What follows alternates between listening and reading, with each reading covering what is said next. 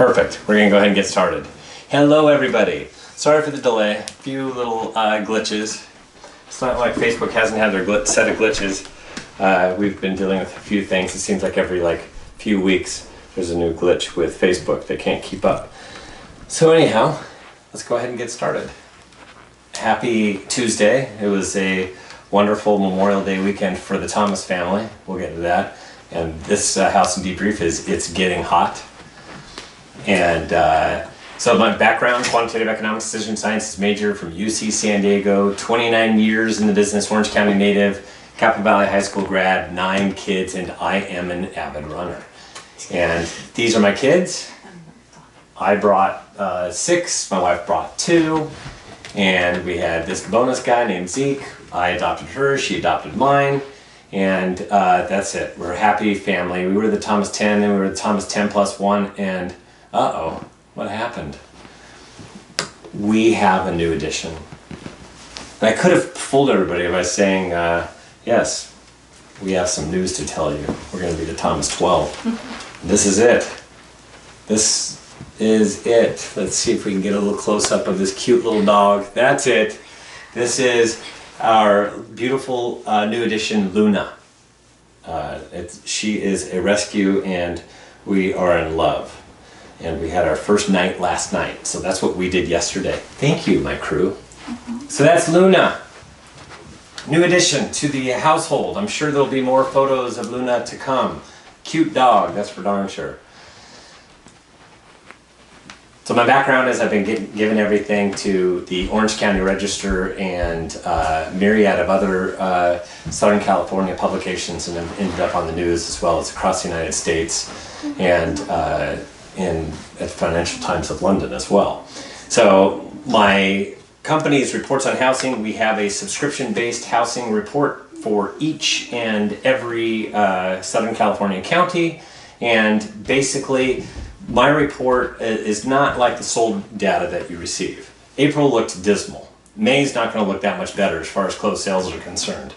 And median sales price can be actually all over the place just due to the fact that there's a different mix of closed sales right now. So I don't like to operate in the rearview mirror. Instead, I like to look out the windshield and talk about what's going on today with active listing inventory, that's supply, and demand the last 30 days worth of pending sales. So it's all about proper expectations. You really want to know what you're dealing with in the marketplace rather than get out there and you have ideas of what it should be doing because of COVID-19 that's not quite matching what you're thinking the market should do. So like I said, I'm in all of Southern California, LA, Orange County, Riverside, San Bernardino, and San Diego. And the last report that just came out was V-shaped recovery. San Bernardino, Riverside, they're getting their V-shaped recovery today, this evening. And so go to reportsonhousing.com if you would like to subscribe. And it is $15 per month or $150 per year. Here's a sample report. And you get a month free if you sign up using the coupon code HOT. Because that is where the real estate market is actually heading right now, is a hot seller's market. Scratch your head, try to understand it, but we'll get into exactly what's going on momentarily. So I'd first like to thank our wonderful sponsor, Raincross Escrow, your neighborhood escrow company. They were established in 1991. Raincross Escrow has compiled an amazing team of escrow professionals to exceed your escrow needs. Open communication from start to finish is the key to a successful escrow transaction. Their professional, efficient escrow team will always be there for you and your clients. No call goes to voicemail at Raincross Escrow. So please reach out to Matthew Sims at 714-496-9674. That's 714-496-9674 for more details or to open your next escrow. Some sort of a beep around me. Weird. Must be my awesome phone. Must be my phone that's having some issues. But let's start off with some spring photo fun. And yes, well, old girl, you're about to have the busiest month of your life. I'm going to say busy couple months. because we're all doing a lot of cooking, that's for sure. And a lot of marquees have changed their at movie theaters to things like this, Gone Fishing. And how about this? When your holiday has been canceled, just look at that side. I think this is great. When your holiday has been canceled by the coronavirus but don't want to give up the dream, you know how they made that picture? Check it out. That's pretty creative. How about this one? What I want, what I can. New books. Please note the post-apocalyptical fiction section has been moved to current affairs. That's funny from a bookstore. And how about this? Yes, we all can use a haircut, including the Mona Lisa. So the Southern California housing market, let's get into that. Supply versus demand. It's been a showdown. I've talked about it. Very, very low supply and very, very low demand. They were duking it out in the midst of COVID-19 lockdown. Something's changing. And this is the active listing inventory right now. This is where we're at. And last May 14th, that was 2 weeks ago, almost 2 weeks ago, that was 12 days ago, we were at 31,430. That was up 2% in 2 weeks. So we've had this very similar trajectory from last year to this year. Last year we were at 43,512. There was 38% more. And you can see kind of the same across the board. Today we're at 31,353. I just snapped this prior to this meeting and this live broadcast, and it's actually down 0.2%. Go figure that, down 0.2%. So this is flat right now, which looks like it kind of did last year, but we're not increasing as much as everybody had thought that we might do when things started to loosen up a little bit. And we're just not seeing it quite yet. And the last time we had housing supply this low was May of 2013. And 2007, we had 115,000 homes on the market. That was nearly 4 times. The reason I constantly bring this up is because I want to compare this to the Great Recession. And this stark difference with 115,000 homes on the market back then, that is a lot more homes compared to 31,353. So when you have a lot of supply and very low demand, that's a recipe for buyers getting their way. But when you have a very, very little supply coupled with low demand, that's where things were more balanced. But things are changing, like I said. So in LA County, since in the last 12 days, the inventory has increased by 2.6%. Orange County's up 3.6%, and Riverside County's down 4.8%. Their inventory is going down. San Bernardino County's down 2%. And San Diego County is down 2% as well. And the number of new for sale signs in the past 4 weeks, this is for last Thursday, I did that, took a look at last Thursday and that 4-week period for 5 years. So I compared what this last 4-week period was compared to the last 5-year average, and it's actually down 32%. So there still is, and it was as much as 49% difference in Southern California compared to the 5-year average. So it's beginning to dissipate, and but here's where we are in the various count. Oh, I just did that twice. Here we are, down. Did I say down 30? It's down 32%. Sorry. I guess I fixed that. Number of new for sale signs in the past 4 weeks in the Southern California counties specifically. LA County's down 32% compared to the 5-year average. And then you have Orange County down 35%. And you have Riverside County down 32% compared to the 5-year average. San Bernardino down 36%. And San Diego County down 24%. You might say, well, that's not as much down, but I'll tell you, San Diego is the hottest market as well. COVID-19 is suppressing supply. It absolutely is. It still is. It's just not, it's starting to dissipate, but not as quickly as we're getting a change in demand. And so COVID-19, that's suppressing the demand side, the inventory side of things, it has created a bit of a supply problem. And on top of that, with the increased demand and placing things in escrow, it's the active listing inventory that you're able to purchase is is actually dissipating because of how quickly things are moving into escrow. And we're going to get into that because there was a demand problem. COVID-19 really affected her demand. People wouldn't buy her lemonade. She didn't have the proper PPE. And COVID-19 was absolutely suppressing demand. But where are we at now? Is it suppressing demand? Well, I talked about how demand was finally waking up, and this was starting, nearly 4 weeks ago, because that report came out 3 weeks ago at this point. But we saw it in the numbers, and we saw the change. It was a little bit at first, and that is changing. It is definitely speeding up. There are a lot more buyers that are eager to purchase, and in some price ranges, and especially in the lower price ranges below $1 million in San Bernardino, LA, and San Diego, and in Riverside, San Bernardino, there's that really hot mix between about 300,000 and 500,000 that's extremely hot. You need to be in your A game if you're a buyer. You actually have to get ready to jump as soon as something comes on that is worth purchasing. If you don't jump, you're going to lose out. And a lot of buyers, I know that they probably don't have the necessary correct expectations right out of the gate. But then after they've lost 1 or 2 homes, this is the way that they are. They're ready to go. As soon as something comes on, they pounce on it. Because housing is extremely strong. We've talked about the differences in last Friday's episode. I talked about the difference between now and the Great Recession. Prior to the Great Recession, the housing stock, big stark difference in the health of the housing stock then compared to now. Much healthier, much stronger.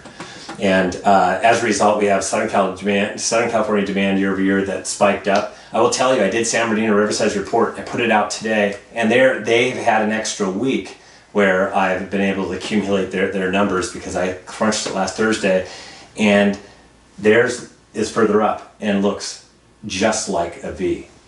And if you look at this, last May 14th, that was 12 days ago, we were at 12,450. That was up 41% in 2 weeks. That was an extra 3,611 escrows. This is the difference between last year and this year. Last year we were at 16,828. That is 38% difference between this year and last year. That's that gap. The gap was a lot larger before, and that gap is diminishing. And guess what? I actually crunched the numbers as of, 2 o'clock today. We still have more time for today. And so I'm anticipating by the time I get to Thursday, as we settle through a lot more of the escrows, that's why I like to crunch the numbers on Thursday, because the numbers look really good. If I do them on a Monday or a Tuesday after a holiday, they're just not going to look as solid. But by the time we get to Thursday, the end of the day, I have a really good depiction of what's going on. This number is going to grow. And this is up 17% from 2 weeks, 12 days ago. By the time we get to 2 weeks, this is going to be in the 20s. And this is going to be north of 15,000. And if you go north of 15,000, we're here. The gap is getting smaller. And if you see this, so right now it's at a 17% up from 12 days ago. And this 14% that we're talking about right here, this down 14%, is now the gap is 14%. So there was 38% last year, and now look, there's just 14% less compared to last year right now. So it's getting a lot closer. And now we're actually getting further in the year. When I compare this demand, it's now mid-February. I was at the end of January. Then I was at the start of February. Now we're at mid-February. And let me tell you about what mid-February is.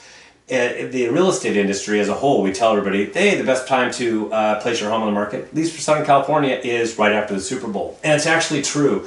The hottest part of the market, as far as the expected market time, where it's sizzling the most, is actually from right after the Super Bowl all the way until mid-May.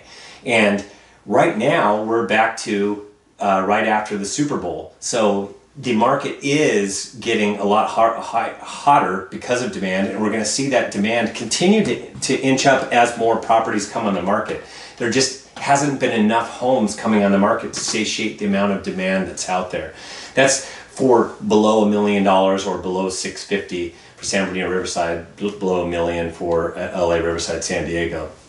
Those are the price ranges that need the most inventory, where they're lopsided and they're turning into hot, and some of them really hot, sellers markets. And so this is a V-shaped recovery. Like I said, I've seen it now for Riverside, San Bernardino as we crunched the numbers last Thursday and we put together the report, and it's going out tonight. Very, very much, it looks just like a V. So we're back up to where we were prior to the year, earlier in the year. And if you see this is the Southern California demand in LA County. It's up 17% since 12 days ago. We have Orange County up 16%. We have Riverside up 19%. We have San Bernardino up 15%. And San Diego County up 17%. So you can see everything is going up. And like I said, by the time we get to Thursday, the end of Thursday, I'm pretty sure that most of these numbers will be north of 20% increase in demand from 2 weeks prior. So COVID-19, is it suppressing demand? And is it? I think it's beginning to diminish. I think it's really beginning to diminish. So there is a slight effect. It's a little bit less than where we were a year ago, which this was a softer patch a year ago. But part of my argument for why demand, and that's the number of pending sales velocity over the last 30 days in sheer numbers, is actually a little bit less than where it would be had we had more homes on the market. So in all of Southern California, there are hot ranges, and agents know where those hot ranges are. And like I said, most of it is below $1 million along the coast, and San Bernardino Riverside is below 650. And gosh, it's getting hotter out there. This is the expected market time. So when you get a V shape in the demand, you get this upside down V shape in expected market time. So now this fall that we're seeing, and gosh, in San Bernardino Riverside, it really has come down below last year's level and is diving down to close to where we were in prior years, where it was a lot hotter. So this is where we are today. Southern California, actually as of 12 days ago, was at 76-day expected market time. SoCal 2 weeks prior was at 105 days expected market time. So you can see it went from 105 to 76, and last year we were at 76, so it's equivalent to where we were last year. Just so everybody understands, the reason why it is equivalent as far as the expected market time feel of the market is because there may be less demand compared to where we were last year, but there's also less supply. So yeah, if you're out there, there might not be as many buyers that are quite out there yet, but there's also not as many sellers out there with for sale signs in their front lawn. So that is why the feel of the market is very, very similar to 1 year ago. However, that was as of 12 days ago. Where are we at today? We're at a 65-day expected market time. It is making its way towards a hot seller's market. And for LA County, it's at a 76-day expected market time. That's shedding 10 days. So it was at 86, now it's at 76 in the last 12 days. And the expected market time for Orange County is down 80 days, also shedding 10 days. And Riverside County is at 59 days. It has entered the hot club. It is down 2 weeks in the expected market time in the last 12 days. And San Bernardino County is at 56 days, down 10, and it too is in the hot seller's market zone. And San Diego County is at 53-day expected market time. That is also down 10, and that is getting really, really hot in San Diego County. And I know a lot of agents that are down there, it is getting a lot hotter.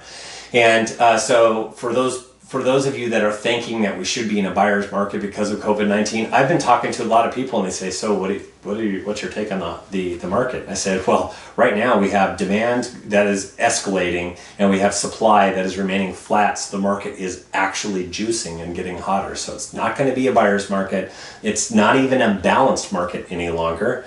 And instead, in LA and Orange County, still a slight seller's market, but what direction are they headed? They're headed further down. They have to get below 60. I don't know if LA and Orange County has enough power and juice to get below that 60-day threshold, but we all know what the hottest ranges are for detached 5 to 750.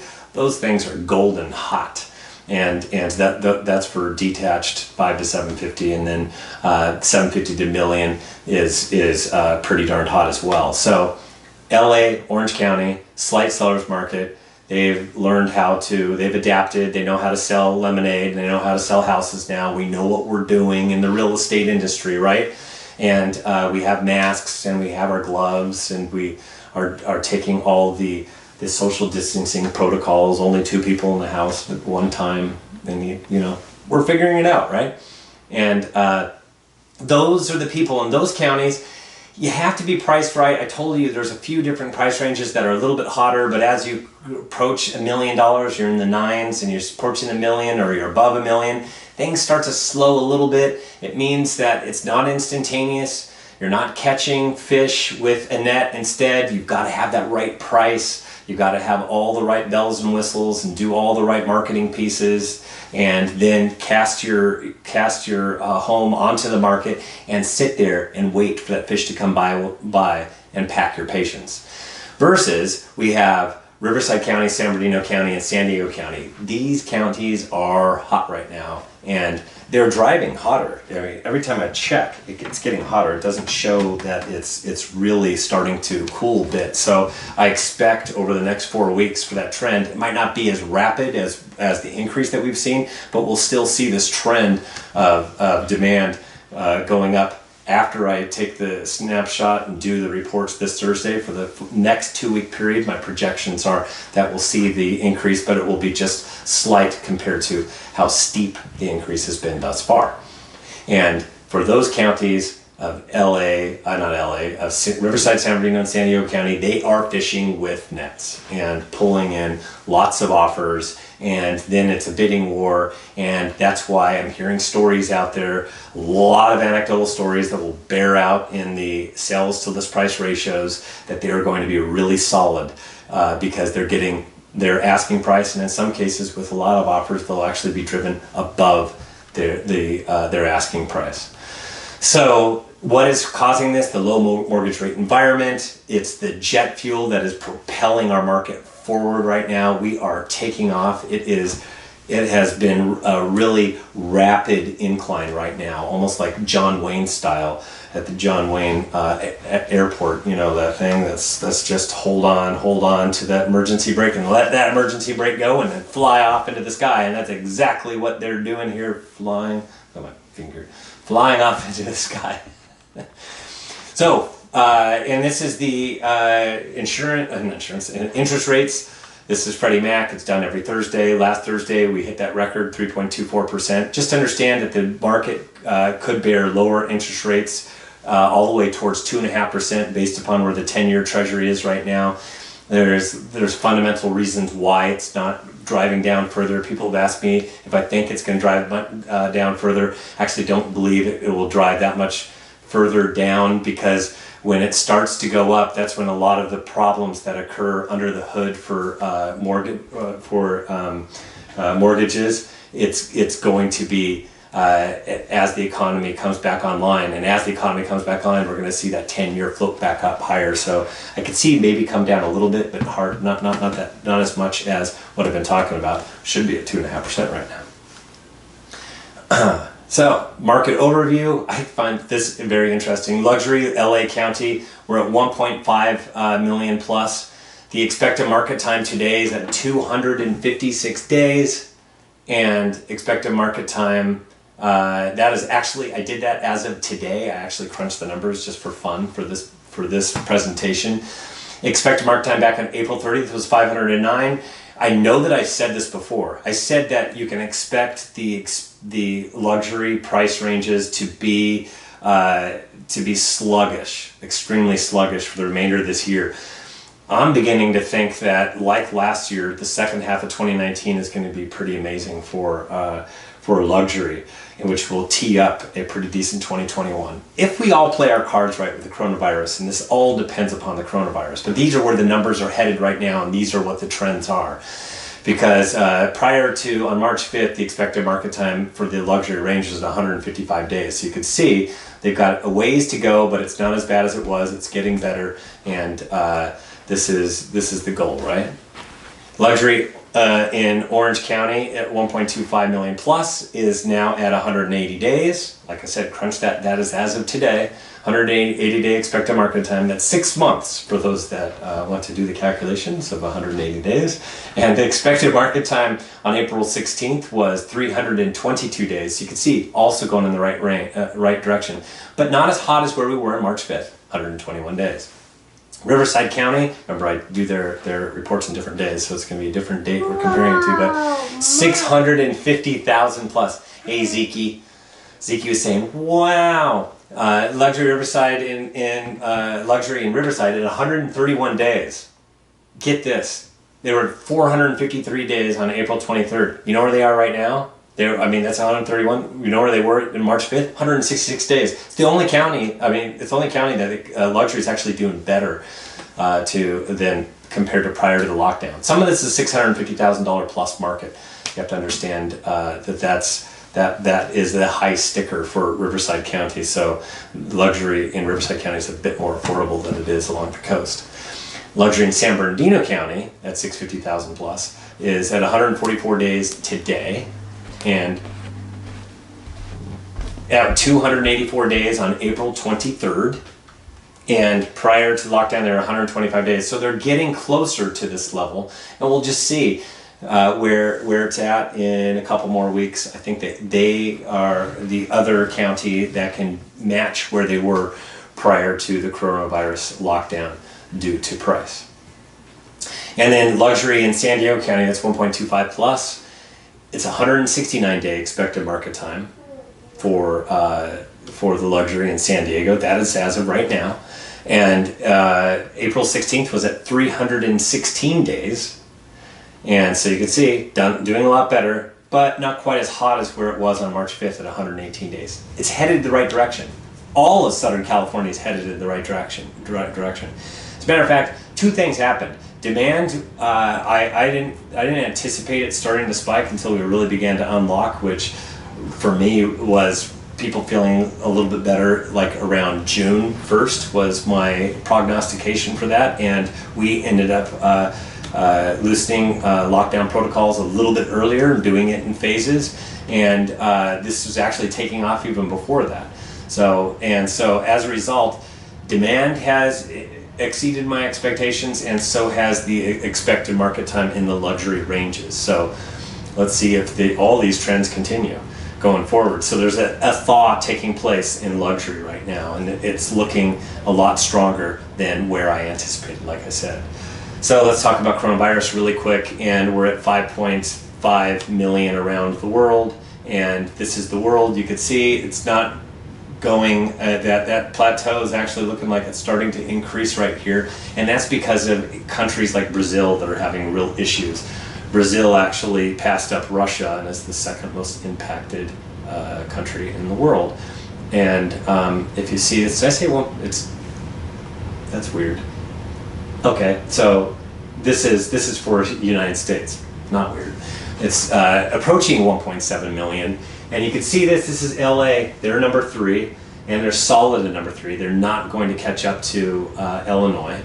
And this is the United States. You can see this is coming down. It's just this slow, methodical sludge that we're coming down slowly but surely. And this is what that looks like when you do 7 day average, a week average. You can see not coming down like super duper fast, but still on the way down. And that's because the United States, we're doing things a bit differently than some of the other countries, and as a result there are more cases that are being reported on a daily basis. And I don't know if anybody saw this in the New York Times, but they printed 1,000 names and what this looks like. So with almost 100,000, you could see that would be 100 of these papers, and these are real human beings. That's just to put it in proper perspective as to the number of people that have been taken by the virus. That's just, for me, I'm a human being, and that was one of those, whoa, that's amazing. And so they took the time to put this thing together, and I just wanted to share it so you can understand where we're at right now. There'll be 100 of these lists to adequately describe what's happened with this pandemic, which is why we took all of the different precautions and everything else that we've been doing. Finally, check this out. I've been talking about testing, and we need to be below 5%. And now we're getting to those numbers of where they should be. And hopefully it continues, because the most recent one was very solid. It kind of like dove down. And we're at 4.3% positive, and that was as of yesterday. So this is really solid. And why is that happening? Because we had the most tests done at 441,000 tests in one day. So as we do more tests, which is what this was talking to, you can get that positive number down. And we want that down, which means you're just testing more of the population. If you look at Hong Kong and Singapore, they averted this thing altogether, and that's because they've had outbreaks in the past that they're trying to, that they have all these protocols for what they do going forward, and they do mass testing. They find one area that has a problem, they test everybody. And that's kind of how South Korea is doing it too. Every single person gets a test, whether you'd like to or not. They are strongly encouraging that you get the test. So that's the difference, and their positive test ratio is way less than 5%. California, this is California, and this is the 1 week average. You can see where it's going. It's actually hit an all-time high over the past week.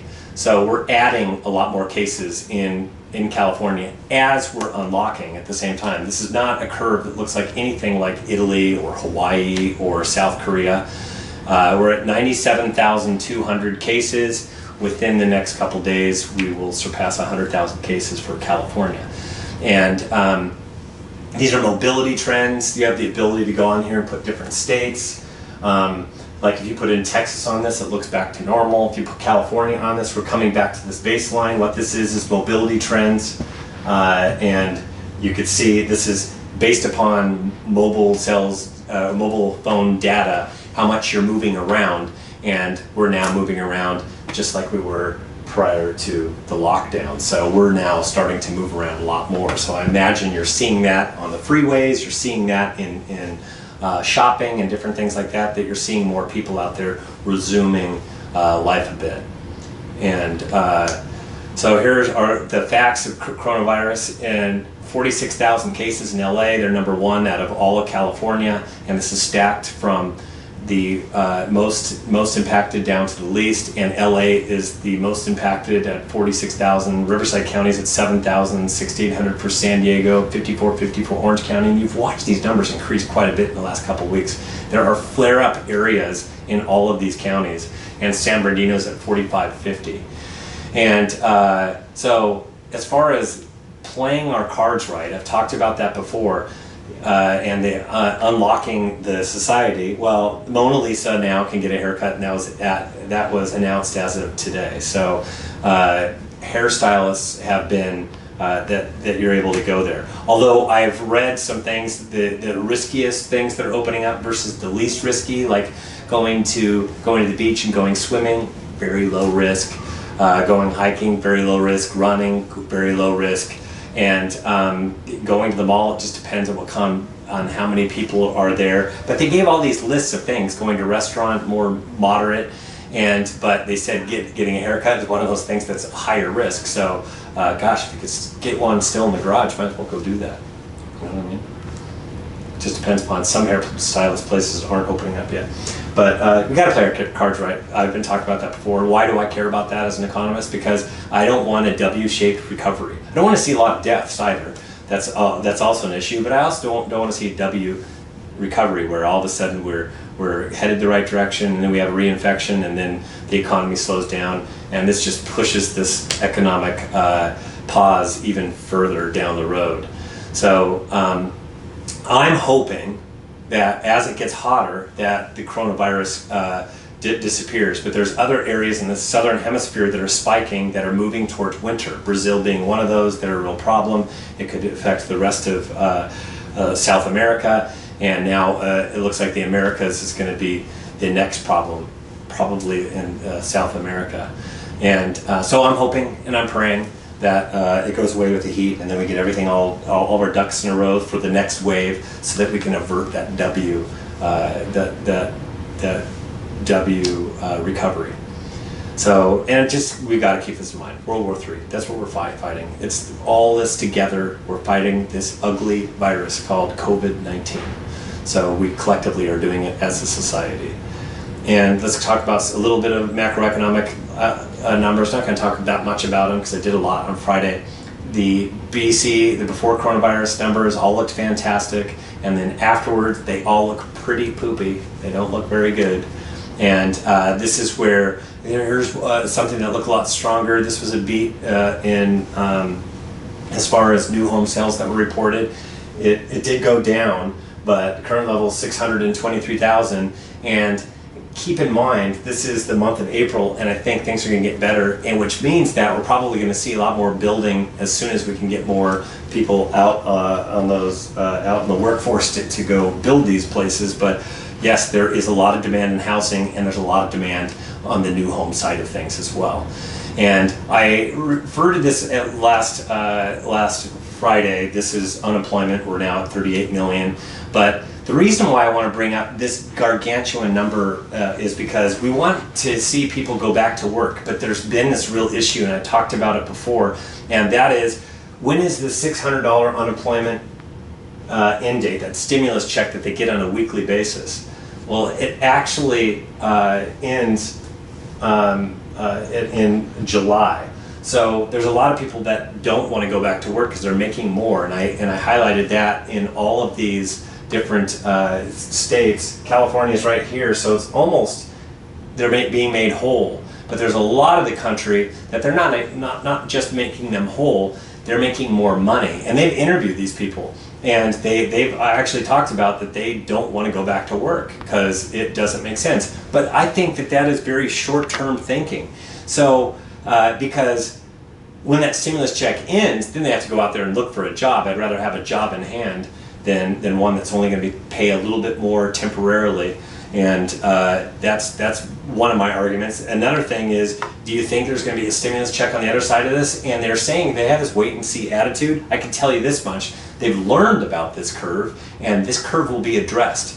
There might be a bonus to going back to work. There might be something along the lines of maybe making a little bit less than where being made whole is, so that it incentivizes people to go back to their old jobs. Something like that is going to probably take place because of this. We've seen it's just not incentivizing, it's disincentifying.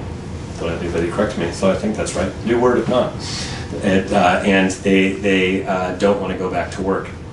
Understandable, but it might be short-term thinking as well. So go to reportsonhousing.com, click on subscribe, and you get them on free if you sign up today using the coupon code HOT, because that's the kind of market that we are about to experience in 3 out of the 5 counties, and the other 2 counties are making their way towards the hot zone. So HOT is the coupon code.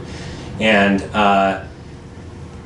this is the sample report section of my website at reportsonhouse.com. Check it out, take a look at it, see what it's all about, and ask agents that are subscribed to the report. They utilize it because it helps them in their businesses. And Raincross Escrow, want to thank you Raincross Escrow for your sponsorship. I really appreciate it. They've sponsored these last few episodes. And you know what? They'll actually call them, they'll answer the phone, you're not going to go into voicemail. And as a matter of fact, Matthew Sims wants you to call him. He wants you to call him, and this is his cell number. He wants you to. It's 714-496-9674. And you're not just an escrow number there, they're going to take good care of you. So great staff. So give Matthew Sims a call to open up an escrow or any questions that you might have. And that's it. That's all I have for this Tuesday. We'll get back on Friday to doing a Q&A type of situation so that we can answer more questions that you might have. Since the last time we did it, I like to do it about every couple weeks. So just hope everybody stays safe, has fun, get some vitamin D. It's very beautiful outside, nice and hot. Just enjoy the weather, and we will see you on Friday at 3 o'clock for the Housing Debrief, episode 22. Thanks much.